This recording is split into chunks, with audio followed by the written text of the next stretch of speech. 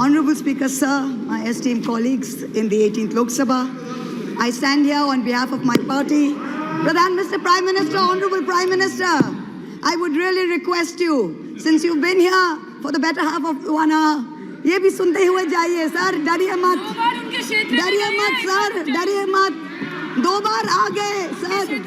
You came to my area twice during the campaign, sir. आज तो सुन के जाइए sir. Never mind, my bad luck. Honorable Speaker, sir, Rahul. Honorable Speaker, sir, my esteemed colleagues in this newly constituted 18th Lok Sabha, I stand here on behalf of my party, the All India Trinamool Congress. कोई बात नहीं, वो मेरे LOP है, वो मेरे LOP है, वो ऑलरेडी मुझे सुन चुके हैं, वो मेरे LOP है.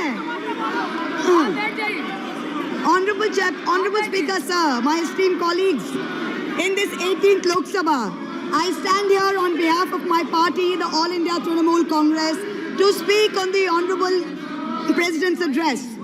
The last time I stood here, sir, I was not allowed to speak. I was not allowed to speak. आप लोगों ने अरे let me finish. Dimple, let me finish. Guys, ignore. Please. Let me finish. हाँ, जिसको जाना है, please जाइए, no problem. The last time I stood here, I was not allowed to speak.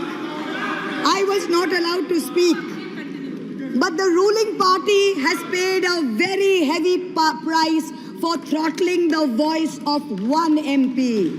मुझे बैठाने का चक्कर में जनता ने आपके 63 सदस्यों 63 जन को परमानेंटली बैठा दिया. You have gone down from 303 to 240.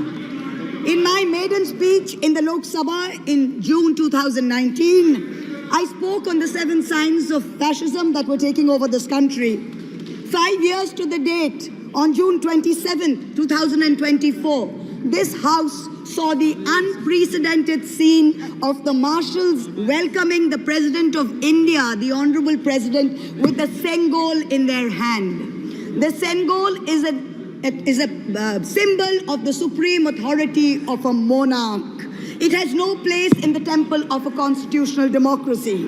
But Honorable Speaker, sir, it is understandable why this happened. Because the BJP has still not understood that their 303 brute majority, their Rajtantra, has been reduced to a 240-seat minority by the Loktantra. They are still living in the world of the Sengol. This sudden changed reality, this new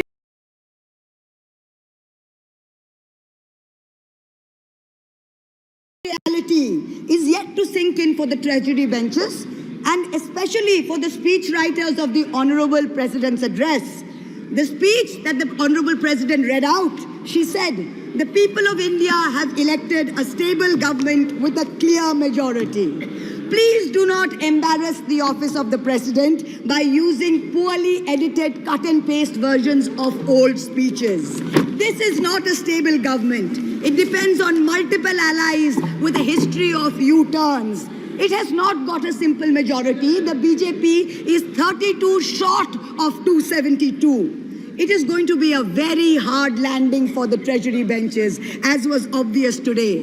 This time, there are 234 warriors this time, firmly united, and we have walked through fire to walk through these doors, so you will not be able to shut us up this time the way you did last time. There are numerous statements in the Honorable President's address that defy even a tenuous link to truth and to reality. Like in my 2019 maiden speech when I spoke on 7 signs, today I have picked out 6 themes from the Honorable President's address, and I will analyze how each of them is an exercise in fallacy and exercise in untruth. The address covers many issues, but I have chosen 6 themes. The first theme, the Northeast. The Honorable President's address says that the government has increased allocation for the Northeast by 4 times, has worked for increased and lasting peace in the area. Now, I have one question. Why is the word Manipur nowhere in the speech? Why do we refer to the generic Northeast? During the Lok Sabha campaign, the BJP, the ruling party, the Honorable Prime Minister mentioned many words beginning with the letter M. Musalman, Mullah, Madrasa, Mughal, Mutton, Machli, Mujra, Mangal Sutra, but not once did they mention Manipur. We don't need to act east. The government says we want to act east. We don't need you to act east. Look east, walk east, and most important, embrace east. I stand here for my brothers and sisters of Manipur, and I quote the revolutionary poet Pablo Neruda. One morning the bonfires leapt out of the earth. One morning the bonfires leapt out of the earth, devouring human beings. And from then on, the fire. From then on, blood. Come, see the blood on the streets. Come, see the blood in the streets. Please go to Manipur, see the blood in the streets. The second theme in the President's address, women empowerment. The speech says, women in our country have been demanding greater representation in the Lok Sabha and Vidhan Sabhas, and today they stand empowered by the Women's Reservation Act. This is a complete untruth. Firstly, you conveniently delayed reservation for women in parliament because you actually fear women. Yes. You fear Nari Shakti. Yes. You want their support, but you certainly don't want us here. The 17th Lok Sabha had 78 women, 14.3%. The 18th Lok Sabha, this Lok Sabha has only 74 women. Yes. 4 women less than last time, only 13.6%. The ruling party, the BJP, had called a special session to bring in the women's reservation bill.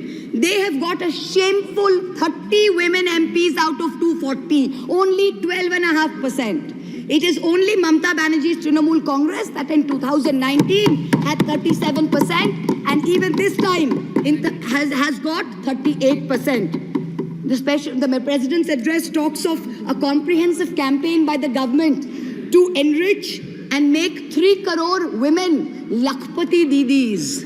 All that we have seen so far is a far more comprehensive campaign to make 1 Arabpati Dada. I'm sure I don't need to take his name in this house. I'm sure we all know who we are talking about. The third theme, Kashmir. The address mentions that after decades of shutdowns and strikes, the Kashmir Valley has voted in an atmosphere of stability and security.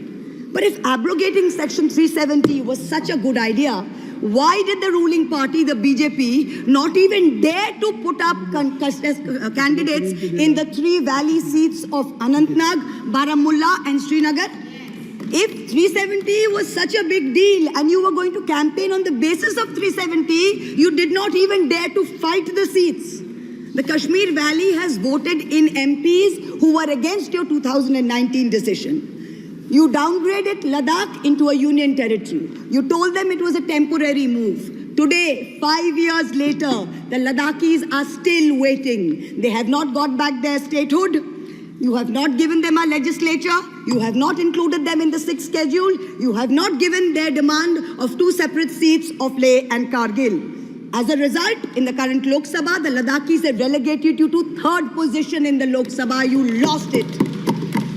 The 4th theme in the Honorable President's address, the Election Commission of India. The speech expresses gratitude to the ECI for conducting the largest election in the world. With all humility, with no intent to denigrate the office of what used to be the august constitutional body of this land, let us as members of this opposition put on record that we won in spite of the EC, not because of it. The commissioners chosen by a government-dominated panel in willful disobedience of the Supreme Court turned a deaf ear to the most egregious violations of the Model Code of Conduct by the ruling party, by the Honorable Prime Minister with his hate-filled speeches and his divisive religion-based rhetoric. This country has been ashamed and disgusted by the language used against minorities during this campaign. This election will go down in history where an eager and compliant election commission turned a blind eye and a deaf ear against the excesses of the ruling party when the MCC was in effect. Opposition leaders were arrested, party accounts were frozen, ED and CBI CBI even came into our election offices with impunity. Ultimately, the voters took charge and they said, "Bahut ho gaya. Enough is enough." The fifth theme, and here I have to commend the speech writer's very dark, almost macabre sense of humor. The Indian Railways, aviation and infrastructure. The address says that work on the Ahmedabad-Mumbai bullet train is going on at a fast pace, and Indian Railways is doing feasibility studies for bullet train corridors in the north, in the south, in the east of India. Now I'm going to ask the government a question. Why are you, Honorable Chairperson? Is this a cruel joke? You are sanctioning 1,08,000 crores. 1,08,000 crores for one single Mumbai-Ahmedabad bullet train. A basic high-speed rail network costs 200 crores per kilometer. The Indian Railways is touting the Kavach anti-collision system. It's an automatic train protection system as the cheapest in the world. Says 50 lakhs per kilometers is the cost. The total rail tracks in India is roughly about 126,000 kilometers. So the cost of covering all of India with Kavach is going to be 63,000 crores. All of India's Kavach costs 63,000 and one single Ahmedabad-Mumbai bullet train costs 1,08,000. Please look at the numbers. Last June in Balasore, 3 trains collided, 296 people died. The ministry said Kavach was not operational on that route. Last week, Kanchenjunga Express collided with a goods train in New Jalpaiguri. 10 people died. Again, the ministry said Kavach is not operational on the route. The Economic Times had a survey which said at the current level of funding, it will take 50 years for all of India to be covered under Kavach. And you're telling us about bullet trains. And please don't start shouting about what it was during Nehru's time. We don't know and we don't care. False equivalences cannot take the place of real body bags. The address mentions about how India is apparently the third largest domestic aviation hub of the world. In truth, India's airports have become domestic hazard hubs. First in Jabalpur, then in Delhi, then in Rajkot. Newly constructed airports have canopies falling down, killing people. The newly constructed Rampath in Ayodhya has had 3 cave-ins in the last week. The Pragati Maidan tunnel is flooded. The Atal Setu has developed cracks. The Ram temple's roof is leaking. This is exactly what happens when infrastructure is poorly planned and rushed in order for photo opportunities by the Supreme Leader. Yes. The sixth theme, competitive cooperative federalism. Honorable Chairperson, sir, the last decade saw the most brutal government-sponsored throttling of cooperative federalism that this country has ever seen. I speak for my own state of West Bengal. The centre has withheld 7,000 crores in Manrega funds. Shame. 17 lakh households have been deprived for work already done. It has held back 8,200 crores under the rural housing scheme, over 11 lakh houses sanctioned but not paid. Another 1,000 crores has been held back in pension and PMGSY. A total of 16,000 crores. When we went to meet the Rural Development Minister, we were dragged out by the Delhi police and bundled into prison vans. Last week, as a delegation, we went to meet with Atishi of the AAP, who was on hunger strike. Look at what is happening in the AAP government in Delhi today. The Aam Aadmi is in power in Delhi. There was a 1994 water sharing agreement which mandated Haryana to release 613 million gallons of water per day to Delhi.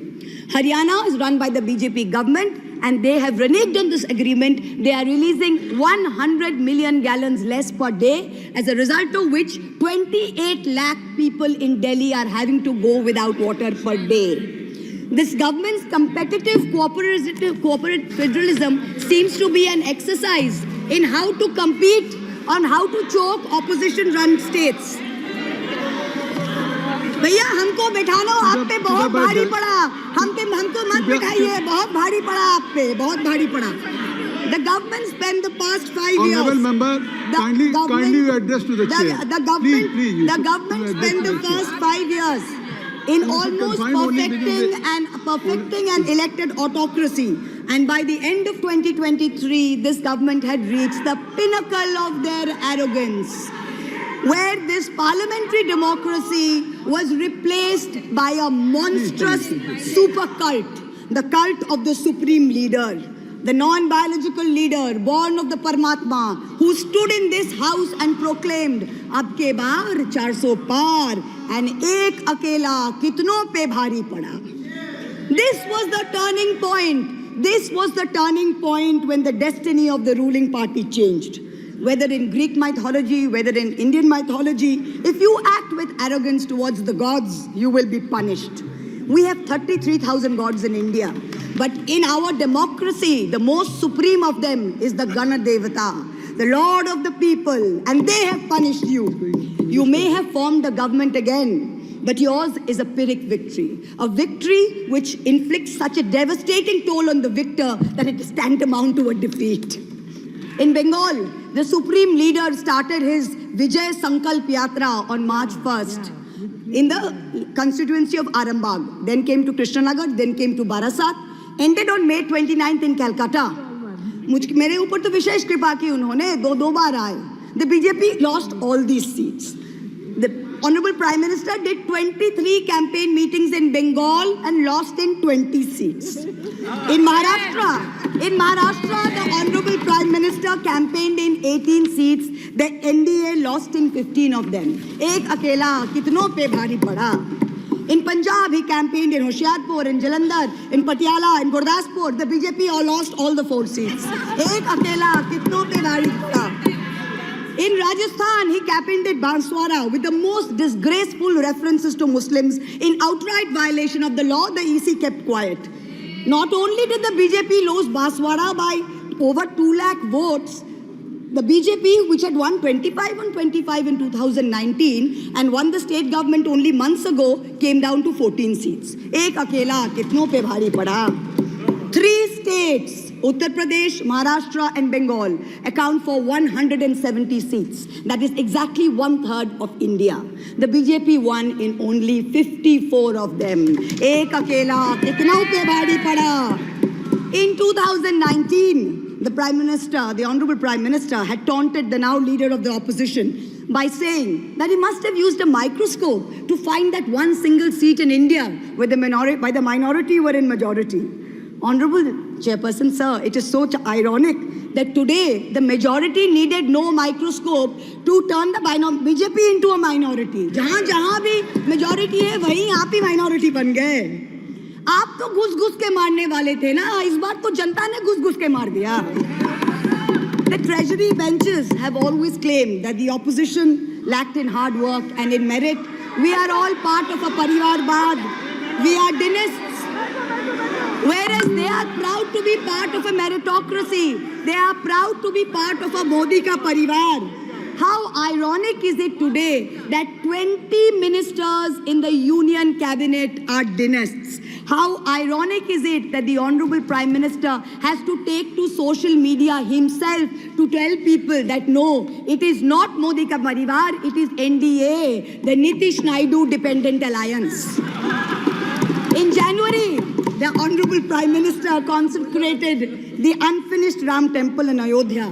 He said he was tasked with the divine duty of bringing Ram Lalla home. The Ram Mandir was going to ensure that not only would the BJP cross 400 seats, but that this government would last 1,000 years. The last time in history that we heard of a 1,000-year vision was during the Third Reich. This was the second time that we've heard of it. But then ultimately, Lord Ram said, stop, not in my name. Oti dorpe hoto Lanka. Too much arrogance, too much pride caused you to lose the kingdom of Lanka. The BJP lost in Ayodhya, Faizabad, where the temple is. It lost in Banda Chitrakoot, where Lord Ram meditated. It lost in Shravasti, where the son of the Honorable Prime Minister's ex-secretary said, my father has built the temple, campaigned in his name, you lost there. All the seats around Ayodhya, Basti, Sultanpur, Ambedkar Nagar, the BJP lost. ये तुम लोगों के नाम जपो में पहले सा आराम नहीं. ये तुम लोगों के नाम जपो में पहले सा आराम नहीं. जबरदस्ती के जय श्री राम में सब कुछ है पर राम नहीं. जबरदस्ती के जय श्री राम में सब कुछ है पर राम नहीं. Today in India, there are 2 types of leaders. Those of us who come via the voting machine And then there are many who come via the washing machine.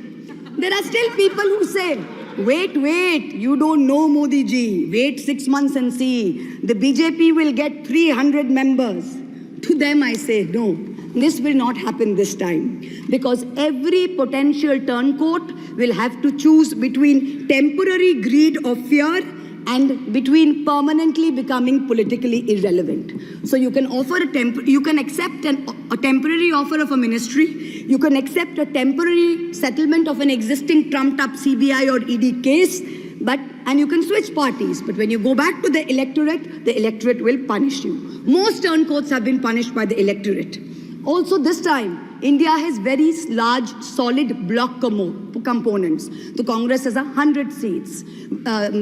SP has 37 seats. Trinamool has 29 seats. DMK has 22 seats. NCP and UPTA have 17 seats. So this is not a ragtag bunch of members that you can lure away. This is a solid block. So yes, it's a question of time. But the question is not whether they will get 300. The question is when people will join us and we will cross 272. The ruling party's politics have always been along the lines of religious hate and ethnic divisiveness. But even at the height of their power, when they got 303 seats, 1 out of 2 Hindus had not voted for the BJP. This time, even in their core Hindi heartland, their core voters have deserted them. The Muslims in India, over 250 of them, called infiltrators, called terrorists in the land of their birth, waited silently, patiently, and bided their time. And in one voice during this election, in every state, they stood up and they told the government, and I quote the poet Puneet Sharma, "Hindustan se mera seedha rishta hai. Tum kaun ho be? Tum kaun ho be? Kyun batlau tumko? Kitna gehra hai?" The Dalits, whom the BJP paid lip service to for so many years, realized that even the talk of 400 seats meant that Baba Sahib Ambedkar's constitution was in danger, and they deserted the party. The Marathas, whom the BJP coalition had tried so desperately to woo, realized that their promises were worth nothing. The BJP and its allies lost 7 out of 8 seats in Marathwad. The Jats, the careers of their youth at risk with this ill-conceived Agniveer scheme, their farming livelihoods threatened, their female wrestlers manhandled. They vented their ire at the ballot box. Ultimately, it was the BJP's policies of exclusion, not inclusion. You wanted to exclude everybody, and that was your undoing. You didn't need Muslims. You trampled on Dalits. You ignored farmers. You ignored Jats. You marginalized Kashmiris. Well, they consolidated their voice during this election pan-India, and today they don't need you. That's the message they've given you during this election. ये देश ही अपना हासिल है, जहां राम प्रसाद भी बिस्मिल है. मिट्टी को कैसे बांटोगे? सबका ही खून तो शामिल है. That's what they said. You can't divide us. You can't do it anymore. This new India, this new frame of reference is going to be very hard for a lot of interest groups. Perhaps the first casualty is the legacy media. The Godi media was its own worst victim. The brown-nosing TV anchors and online trolls lied, spread fake information, amplified the government's propaganda. So-called psephologists who actually had printing contracts from the government of India were on TV 24/7 acting like the election was a done deal. There was no need for voting. The BJP had already won. Media moguls organized conclaves where they prostrated themselves before the Vishwa Guru. Anchors used staged interviews and set up scripts. In short, the media had lost all credibility. So when you asked the people during surveys which way they voted, they didn't trust you and they didn't tell you the truth, which is why you got it wrong. Ram Kamal Jha, the editor of the Indian Express, remarked that some media owners were so comfortable on their knees that it hurts to stand up. To them we say, please stay where you are. There is a new generation of journalists in India today with spine, with integrity and with courage.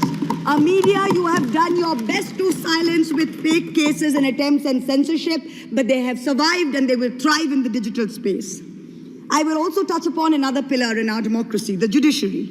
2 days ago, the Honorable Chief Justice of India, while on a visit to Calcutta, remarked that judges were not deities. They are here to dispense justice with compassion. Just as one can't be partly pregnant, you are either are or you're not. Justice and democracy too must be absolute. They cannot partly be in effect. The retirement age for High Court justices is 62. And the retirement age for Supreme Court judges is 65. Now, this has unfortunately contributed to High Court judges kowtowing to the Supreme Court Collegium and to the government for a last-minute elevation to be able to serve for 3 more years and then qualify for further sinecures such as the head of the Lokpal, the head of the National Human Rights Commission, chairman of various tribunals. It has come to such a state that opposition leaders framed in politically motivated cases are denied and bail and denied justice simply because judges are even scared to touch their case for fear of offending the government. Today I say, the poorest people in India who have perhaps the most to lose from offending the government in power, they have shown spine and risen to the occasion. Your lords and ladyships, heed thy inner voice, have a spine, rise to the occasion. 7 months ago, on the 8th of December, this house was transformed into a Kuru Sabha, presided over by a blind Dhritarashtra, where Dushashan Darbaris made every attempt to disrobe Draupadi. The Ethics Committee that voted to recommend my expulsion on the 9th of November, it voted 6-4, had 10 members and 1 chairperson. Of the 5 Lok Sabha members from the BJP, 4 have not returned to the House. The chairperson, a BJP member, has also not returned. The Congress turncoat from Punjab who voted against has also not returned. The BJP lady MP from Maharashtra who started the debate in the House on behalf of the BJP has also lost. Much like Lord Krishna protected Draupadi, the people of Krishnanagar have protected me. In the last year, a lot of people look at me and say, oh, Mahua, you must have lost a lot. You lost your membership, you lost your house. And by the way, I also lost my uterus due to a surgery. But you know what I gained? I gained what Rahulji said, the freedom from fear. I do not fear you. I will see the end of you. We will see the end of you. Your ED, your CBI, your income tax, your trolls, your media, your bought-out judges, nobody can scare us. The people of India are patient. They will wait patiently for this government to fall. And I hope that whoever writes the next speech for the Honorable President of India will give her the respect and the honor due by not filling it with falsity. This government has dishonored the office of the President by giving her a script that is full of lies.